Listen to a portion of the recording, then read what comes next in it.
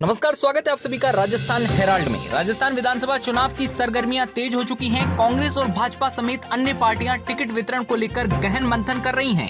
राजस्थान विधानसभा की एक ऐसी सीट जहां से राजस्थान के कई दिग्गज नेता चुनाव जीतकर विधानसभा पहुंचे। उदयपुर शहर विधानसभा सीट की बात करें तो ये सीट बीजेपी का गढ़ मानी जाती है।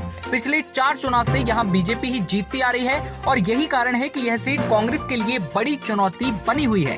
कांग्रेस पार्टी ने इस सीट पर अब तक कई सारे प्रयोग किए, लेकिन उसे यहां से हर बार हार का सामना करना पड़ा।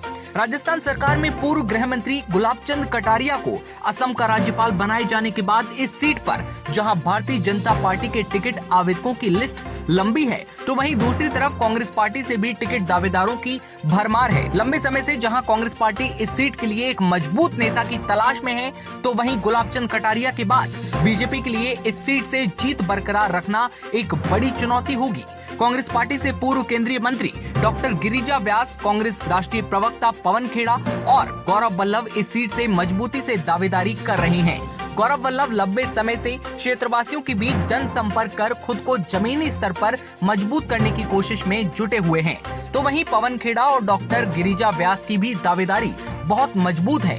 इन तीनों के अलावा पूर्व विधायक त्रिलोक पूर्विया, उदयपुर शहर अध्यक्ष गोपाल शर्मा, डूंगरपुर कांग्रेस जिलाध्यक्ष दिनेश खोडनिया, पंकज शर्मा, पूर्व विधायक प्रत्याशी दिनेश श्रीमाली जैसे नाम टिकट की रेस में हैं। दूसरी तरफ भारतीय जनता पार्टी की बात करें तो गुलाबचंद कटारिया के बाद एक नए चेहरे की तलाश है। वसुंधरा राजे के खास माने जाने वाले लक्ष्यराज सिंह मेवाड़ इस सीट से मजबूती से दावेदारी कर रहे हैं। इनके अलावा कटारिया के खास प्रमोद सामर, बीजेपी महिला मोर्चा अध्यक्ष अलका मुंदड़ा, पारस सिंह भी, के गुप्ता समेत कई अन्य सम्मिलित हैं। उदयपुर शहर झीलों के शहर के नाम से मशहूर है।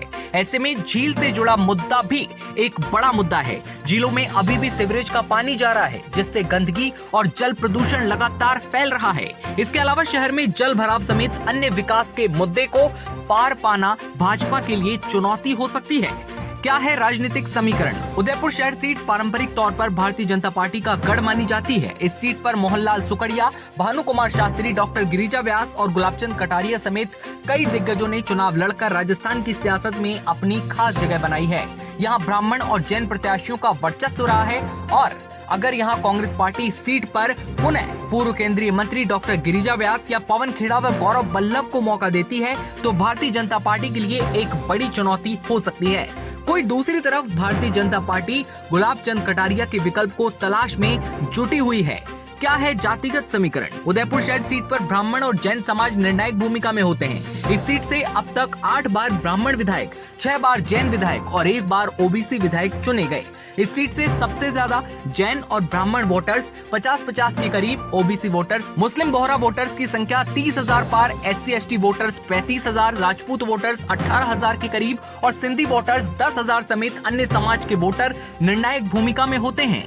क्या है राजनीतिक इतिहास? 1951 में हुए पहले चुनाव में राम राज्य परिषद दल से देवी सिंह जीते। 1957 में कांग्रेस से मोहनलाल सुखाड़िया जीते।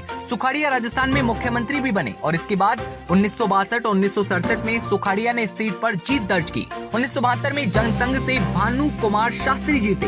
1977 में गुलाबचंद कटारिया चुनाव लड़कर विधानसभा पहुंचे। 1980 के चुनाव में भी गुलाबचंद कटारिया इस सीट से जीते। 1985 में डॉक्टर गिरिजा व्यास इस सीट से विधायक बनकर विधानसभा पहुंचे। 1990 में शिव कुमार यहाँ से जीते और 1993 में शिव कुमार ही विजयी रहे।